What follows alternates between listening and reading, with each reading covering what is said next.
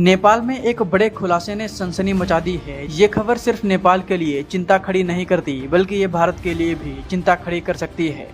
पाकिस्तान के सबसे करीबी देश तुर्की से ये खबर डायरेक्ट जुड़ी है। वहीं तुर्की, जो ऑपरेशन सिंदूर के समय पाकिस्तान को गोला बारूद दे रहा था, तुर्की नेपाल में एक बड़ी साजिश रच रहा है। इस खुलासे ने नेपाल सरकार की नींदें उड़ा दी हैं।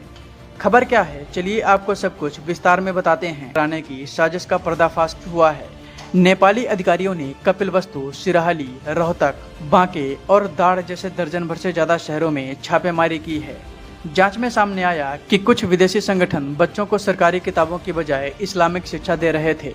ये बच्चे मुख्य रूप से अनाथ व गरीब परिवार से थे और नेपाल के कई जिलों से लाए गए थे। जांच में पता चला कि Himalaya education and welfare society नाम की एक NGO विदेशी संगठनों से हर साल करीब 25 मिलियन नेपाली रुपए ले रही है। इनमें तुर्की का शाह इंटरनेशनल और इंडोनेशिया के इस्लामिक शिक्षक भी शामिल हैं।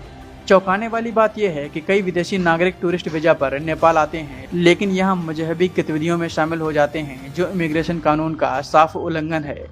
नेपाल सरकार अब कड़े नियम बनाने पर विचार कर रही है, ताकि विदेशी फंडिंग का दुरुपयोग न हो और बच्चों की शिक्षा सुरक्षित रहे। यह खुलासा सिर्फ नेपाल के लिए नहीं, बल्कि पड़ोसी देशों के लिए भी चेतावनी है कि धर्म परिवर्तन के लिए चल रही ऐसी गतिविधियों पर सख्त कार्रवाई जरूरी है।